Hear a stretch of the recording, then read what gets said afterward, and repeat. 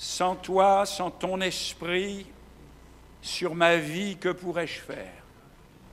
Aussi, je réclame l'onction de ton esprit maintenant, sur ton serviteur, sur ta parole et sur l'auditoire tout entier.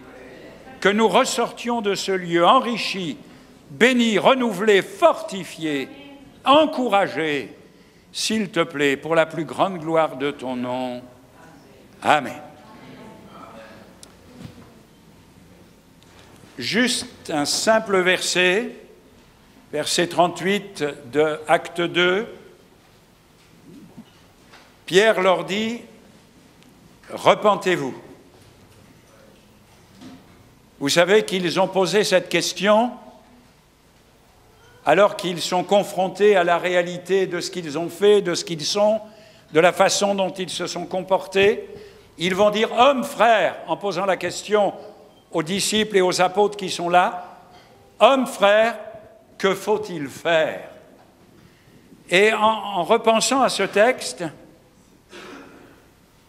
je lis les nouvelles comme vous dans les journaux, les magazines, j'écoute un petit peu les informations, et le résultat, c'est que les gens ne savent plus et ne savent pas ce qu'il faut faire. Nos gouvernants ne savent pas ce qu'il faut faire. C'est une cacophonie. Merci beaucoup. Que nous entendons, tel professeur, tel docteur va dire que le masque ne sert à rien. J'ai lu un article encore ce matin dans Paris Match. Non, pas dans Paris Match, dans le Nouvel Observateur, pardon. Le masque ne sert à rien. Les autres vont dire si, il faut. Le masque, c'est important. On va dire il faut confiner. Les autres vont dire il faut déconfiner. Et c'est la déconfiture. Chacun a son histoire. Chacun a son avis. Mais qui sait ce que l'on doit faire? Personne. Là, ce jour-là, ils les ont posé cette question. Hommes, frères, que faut-il faire? Vous ne trouvez pas que c'est formidable quand on sait ce qu'il faut faire? On sait tellement ce qu'il faut faire, mais est-ce qu'on le fait? Vous savez, les enfants savent ce qu'il faut faire. Mais souvent, quand je reprenais mes enfants, je leur disais, tu sais que c'est pas bien? Ah oui, je sais. Eh bien, pourquoi tu l'as fait? Je sais. Moi, je sais en qui je crois. Je sais qu'un jour, mes yeux le verront. Ce n'est pas des « que devons-nous faire ?» Quelle est la réponse? Comment ce sera? Non.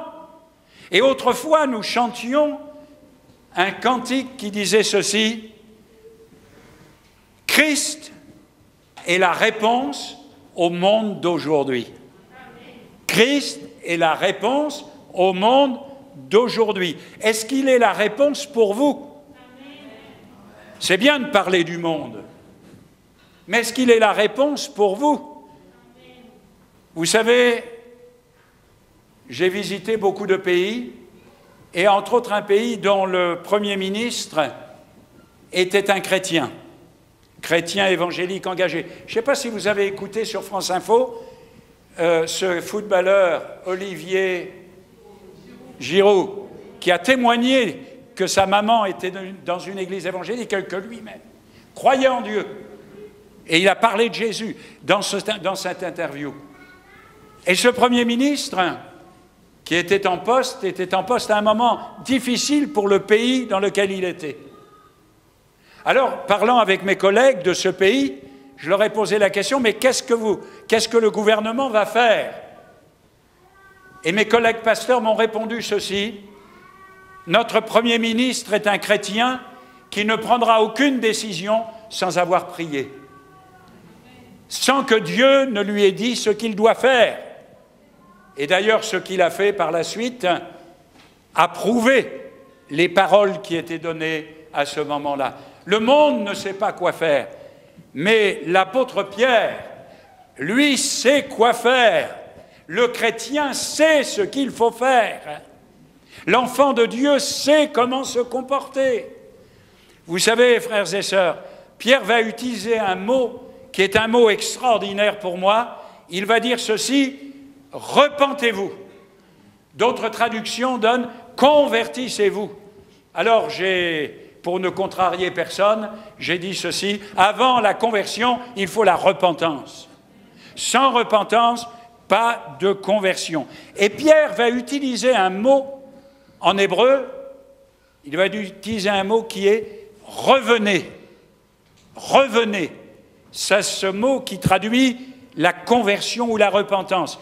Je vous cite un texte d'Ésaïe 31, « Revenez à celui dont on s'est profondément détourné. » Jean de France, là c'est Israël dont il n'est pas question. Un autre texte, Jérémie 25, « Ils ont dit, revenez, chacun de votre mauvaise voie et la méchanceté de vos actions, et vous resterez dans le pays que je donnais à vous et à vos pères. » Ézéchiel 33, « Revenez, revenez de votre mauvaise voie, et pourquoi mourriez-vous, maison d'Israël ?» Malachie 3, « Depuis le temps de vos pères, vous vous êtes écartés de mes ordonnances, vous ne les avez point observées. Revenez à moi, et je reviendrai à vous. » C'est ça la conversion, c'est ça la repentance, c'est de revenir vers Dieu, c'est de se tourner vers lui. Se convertir, c'est changer de direction. Nous avons tous des GPS dans nos voitures, oui ou non? Moi, il y a quelque chose que je n'aime pas dans le GPS, c'est quand je me trompe. Faites demi-tour, si possible. Moi, j'ai mis la voix d'une dame parce que ça me calme un peu, quoi. Faites demi-tour, si possible. C'est ça que Pierre a dit. Il n'y avait pas le GPS ce jour-là, mais c'est ce qu'il leur a dit. Faites demi-tour, si possible. Revenir, c'est changer de direction. C'est réaliser qu'on s'est trompé et qu'il faut prendre une autre route, qu'il faut se conduire d'une autre manière. Combien de chrétiens vivent leur vie chrétienne sans changer de direction? Eh oui, lorsque, quelquefois je fais des visites chez des chrétiens, et avant de partir, quelquefois on me dit « Est-ce que vous pourriez faire une petite prière ?» Pourquoi petite? On a cette habitude, faites une petite prière. C'est pas la longueur de la prière qui est importante, c'est la prière elle-même, qu'elle soit petite ou grande. Vous savez, Pierre un jour a prié alors qu'il s'enfonçait dans la mer, et sa prière a été très courte. « Seigneur, sauve-moi » Voilà. Ça peut être une prière qui vous sort d'affaire. Parce que la prière, ce n'est pas une question de longueur, c'est une question de profondeur. Je me souviens de ce frère, c'était un cher frère qui était très âgé, et on avait le repas de Noël à l'église, et le dessert, c'était de la glace. Et le pasteur de l'époque, à cet endroit, a demandé à ce frère de prier pour le repas. Quand il a eu fini de prier, la glace était fondue.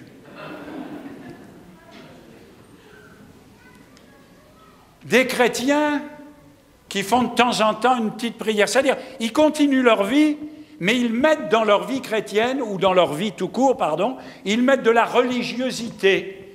Il faut faire son devoir religieux, il faut aller à l'église, il faut montrer que de temps en temps on peut lire la Bible. Quand je pose la question à certains chrétiens, vous lisez la Bible? De temps en temps. Voilà, des gens qui sont devenus des religieux. Alors, ils mettent un petit peu de religion dans leur vie de tous les jours. J'ai connu une dame dont j'ai été le pasteur, et cette dame, elle arrivait toujours au culte en retard.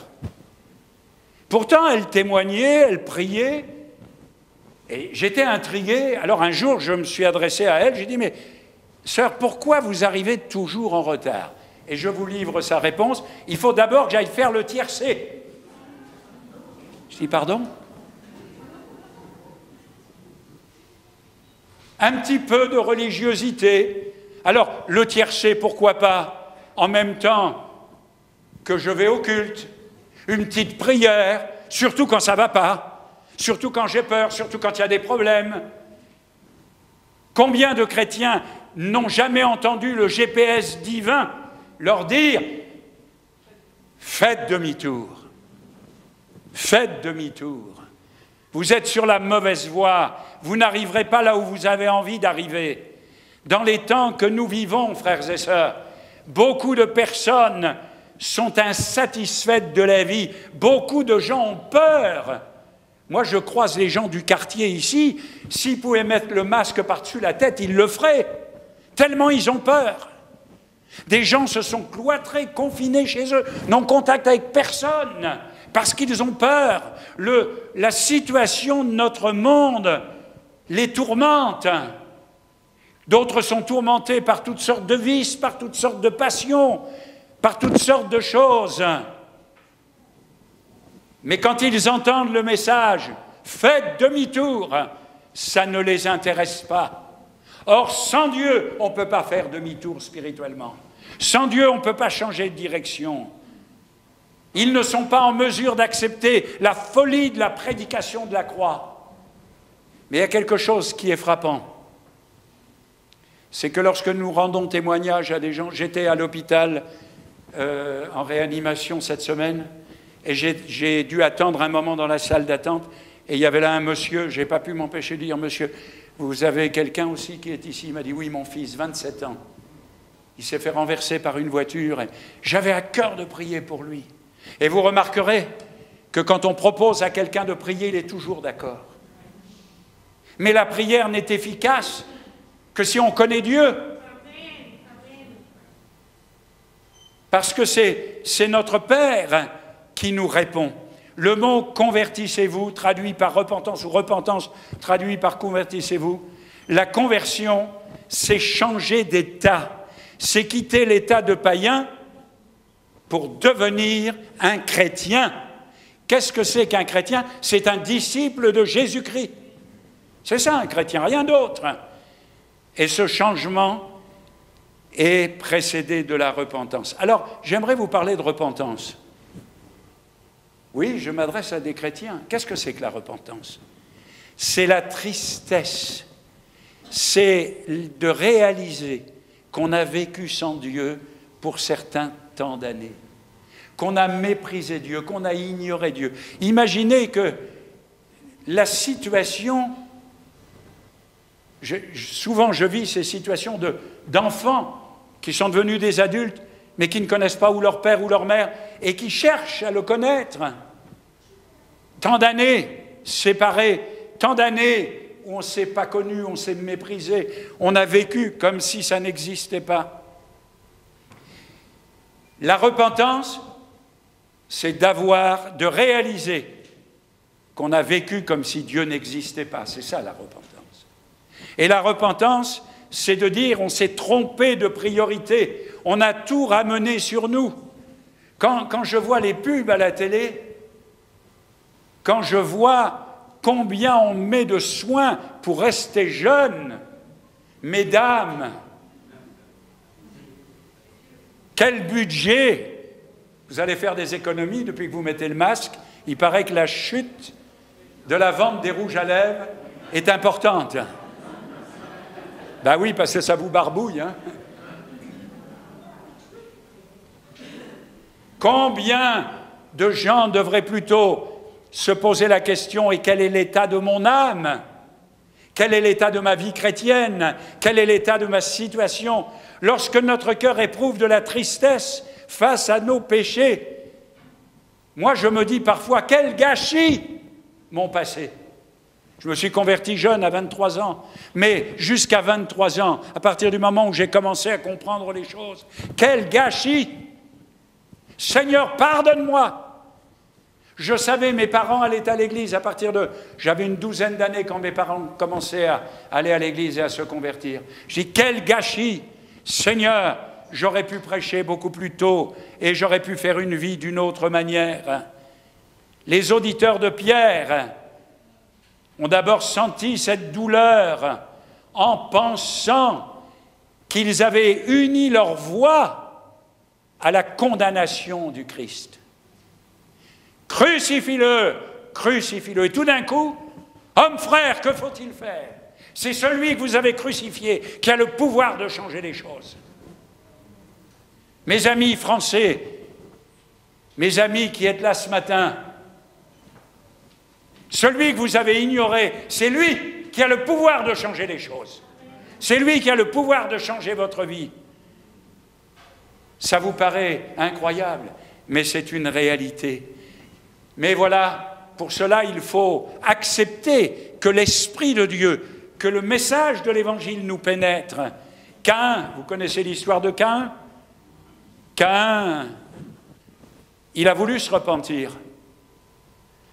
Judas, vous connaissez l'histoire de Judas? Ça me fait penser à cette petite histoire. Vous savez, il y a des chrétiens qui sont pas toujours sages. Alors, il y avait un chrétien, lui, il lisait la Bible de temps en temps quand il avait des problèmes, puis alors, il ouvrait sa Bible, et puis il mettait le doigt sur un texte, il ouvrait les yeux, et puis avec le texte qu'il avait pointé, il essayait de faire quelque chose. Et un jour où ça n'allait pas du tout, il a ouvert sa Bible et a mis le doigt, et quand il a ouvert les yeux, c'est écrit « Et Judas alla se pendre ». Ah, il a dit non. Ah ben non, là, ça va pas. Hein. Bon, allez, il dit, j'étais pas en forme, je vais recommencer. Alors, il rouvre sa Bible, il ferme les yeux, il met son doigt, et puis il lit le texte, et toi, fais de même. La vie chrétienne, la lecture de la Bible, la prière, c'est pas la loterie. C'est pas la loterie, frères et sœurs. Caïn et Judas, dans leur désespoir, hein, ils n'ont jamais pu se repentir. Judas s'est pendu, vous vous rendez compte? Après avoir été 3 ans et demi avec le Christ. Incroyable. Quand la parole de Dieu fait son œuvre dans les cœurs et qu'elle dévoile l'état de pécheur dans lequel nous sommes, alors cette parole devient vivante, c'est-à-dire nous prenons des décisions. Seigneur, je ne veux plus rester dans cette situation. Je veux que tu m'aides, s'il te plaît. Pardonne-moi. Pardonne-moi. Je pense à David qui dira un jour ceci: le sacrifice agréable à Dieu, c'est un cœur contrit et abattu. David parle là de la repentance. Il parle là de la conversion. Et cette repentance, quand on est repentant, ça influence tout le reste de notre vie. Vous savez, quand on demande pardon à quelqu'un, c'est pour ne pas recommencer. Moi, ma mère m'a raconté que quand j'étais un enfant de 5, 6 ans, 7 ans, le jour de la fête des mères, je faisais toujours un petit poème. Je vous donne... C'est bien, demandez à vos enfants de faire des poèmes pour la fête des mères. Et je disais, entre autres, chaque fois, « Je te promets d'être sage ».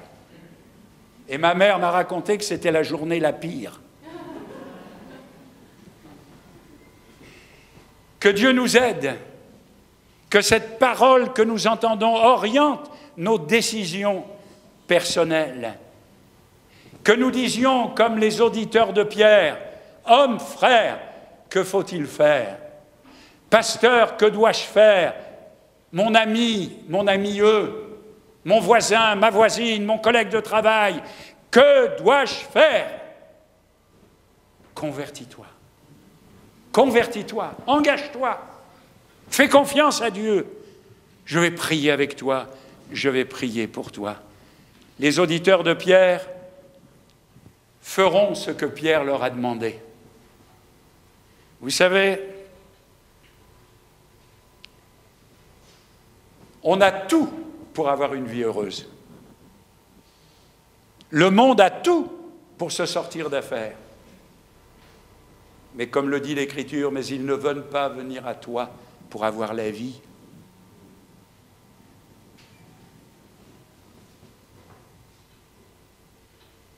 Regardez la différence entre le jour de la Pentecôte et la mort d'Étienne. À la mort d'Étienne, il est dit ces choses. Ils étaient furieux dans leur cœur et ils grinçaient des dents. Vous avez remarqué comment les gens, quand ils entendent l'Évangile, peuvent réagir? On t'entendra là-dessus une autre fois, disait le gouverneur. Ils ont mis en dernier ce qui devrait être une priorité. Car quand on met Dieu à la première place, tout le reste suit. Oui. Oui. Alors, Pierre leur dit, et que chacun de vous soit baptisé au nom de Jésus-Christ pour le pardon de vos péchés. L'apôtre Pierre ne dit pas « soyez tous baptisés ». Mais le terme grec qu'il emploie là, c'est chacun. C'est-à-dire il engage la responsabilité de chacun. Dieu ne dit pas « soyez tous baptisés ». Moi, j'ai habité Reims pendant 15 ans.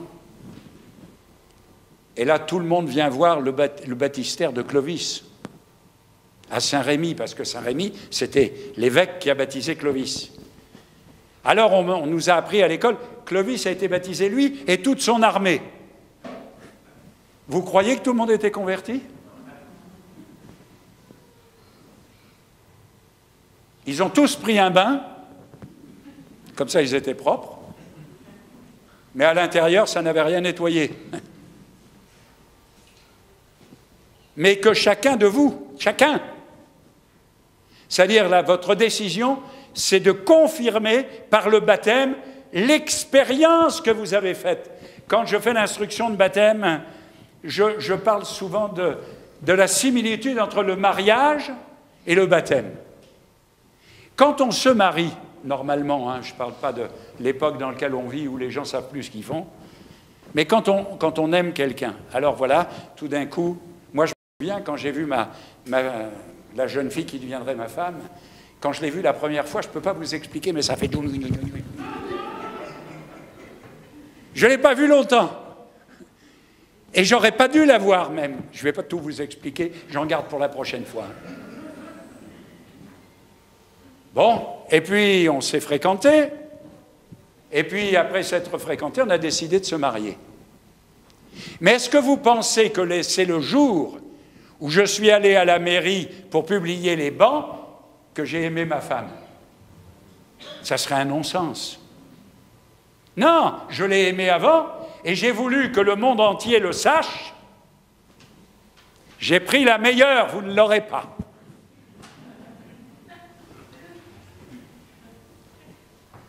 C'est ça le témoignage du baptême. Nous aimons le Seigneur. Alors parce que nous aimons le Seigneur, nous voulons que tout le monde le sache. Alors nous allons descendre, nous prenons nos responsabilités personnelles, nous descendons dans les eaux du baptême. Je confesse que Jésus a changé ma vie. Des gens prennent le baptême et leur vie n'a pas été changée. Donc c'est un bain. Pardonnez-moi d'être aussi direct. Mais je me souviens de ce baptême. Quand on a vidé le baptistère, on a retrouvé quelque chose dans le baptistère. Une pipe pour fumer. Le frère qui avait pris le baptême a dit « J'ai laissé ma passion dans le fond des eaux du baptême. » Alléluia. Je témoigne que je suis chrétien. Ah, frères et sœurs, ma décision de me faire baptiser, c'est le signe visible de mon engagement invisible. Comme le jour où je suis allé à la mairie et où monsieur le maire m'a demandé de dire oui, je voulais que tout le monde sache que je prenais cette femme comme épouse, et inversement. Et dans le baptême, il y a ce symbole, sinon ça ne vaut rien. Ma vie est changée, mon GPS m'a parlé, le GPS divin m'a parlé, et j'ai changé de direction. Et maintenant, je marche vers le ciel. Je marche avec le Seigneur. Je marche jour après jour dans sa grâce. Il est avec moi et moi je suis avec lui.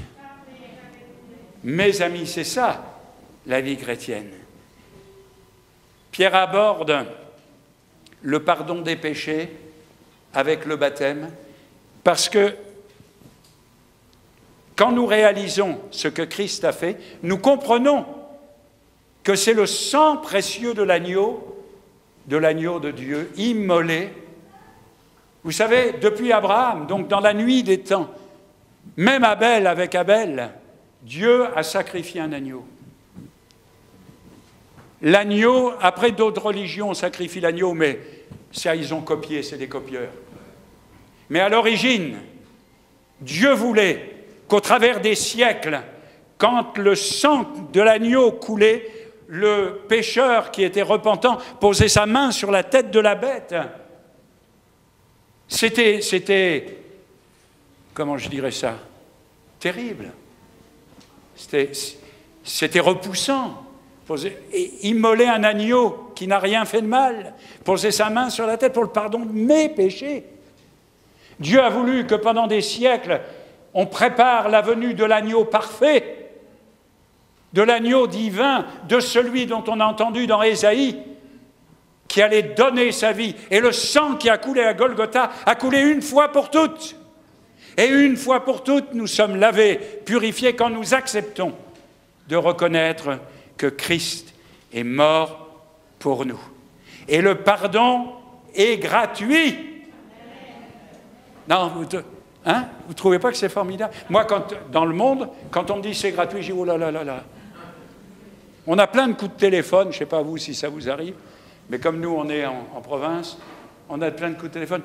Si vous voulez, pour 1 €, quand elle commence comme ça, je dis bon, laissez tomber. Il n'y a rien de gratuit là. Sur la terre, il n'y a rien de gratuit. Tournez-vous vers votre voisin, votre voisine. Sur la terre, il n'y a rien de gratuit. Et maintenant, vous vous retournez vers votre voisin et vous dites, mais avec Dieu, tout est gratuit. Tout est gratuit. Amen. Il a payé pour moi. Il a payé pour nous. Oh, comment vous expliquer cela? Le baptême d'eau, c'est témoigner que la condamnation ne m'atteint plus. Je suis gardé, c'est une certitude. Le Seigneur a payé à la croix. Vous savez, notre passé peut nous condamner, mais Christ nous a pardonnés. Un jour, un prédicateur devait prêcher devant un grand auditoire. Et quand il est monté sur l'estrade pour prêcher, sur le pupitre, il a trouvé un mot qui disait ceci: « Si vous prêchez ce soir, je dirai tout ce que vous avez fait. » Alors il a pris ce mot, il a dit « Je ne sais pas », parce que les gens courageux, généralement, ils ne mettent pas leur nom, parce qu'ils sont timides. Il a dit « Je ne sais pas qui a écrit ce mot, mais j'aimerais vous dire ceci ce soir. J'ai été un homme violent, plein de haine. J'ai fait ceci, j'ai fait cela. Tout ça, c'est vrai. Mais cette personne qui a écrit ce mot, elle ne sait pas tout ce que j'ai fait. J'ai fait bien pire que cela. Mais un jour, en entendant le message de l'Évangile, j'ai compris que Christ avait payé pour moi. Et j'ai accepté qu'il entre dans ma vie. Et il m'a pardonné. Il m'a lavé. J'ai changé de direction. Et je peux vous dire qu'après, il a pu prêcher.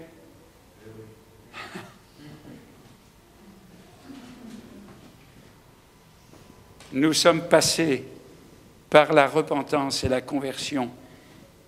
Croire et accepter l'œuvre de la croix, voilà la condition du pardon. J'aurais bien d'autres histoires à vous raconter.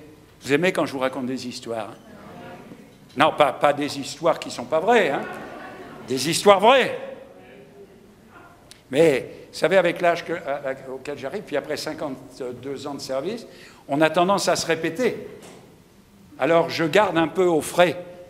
Je mets un peu de temps en temps, quand ça me revient, je mets ça au frigo, en disant ça un jour, je le ressortirai. Mais ce matin, hommes frères, que devons-nous faire? Repentez-vous, convertissez-vous et soyez baptisés. On n'est pas baptisé avant de se repentir et avant de se convertir. D'accord? Et puis ensuite, on verra, soyez remplis du Saint-Esprit, cette promesse est pour vous et pour vos enfants, comme nous l'avons chanté, en aussi grand nombre que le Seigneur les appellera. Amen. Merci Seigneur, parce que Ce n'est pas moi qui touche les cœurs. Moi, j'annonce ta parole. Mais c'est toi, Jésus, qui touche les cœurs. C'est toi qui fais comprendre le message extraordinaire du salut par grâce. J'étais coupable, mais Christ a payé, lui le saint, le parfait, pour le coupable que j'étais. Merci Seigneur pour tous ceux qui réalisent cela et tous ceux qui à leur tour veulent s'engager pour te suivre et te servir. Seigneur, donne-nous du courage dans les temps que nous vivons, où plus personne ne sait ce qu'il faut faire ou ce qu'il faut dire, que nous puissions nous souvenir de ces paroles de Pierre. Repentez-vous, convertissez-vous, et toutes les choses changeront. Que ta grâce soit sur nos vies maintenant, dans le nom précieux de Jésus. Amen.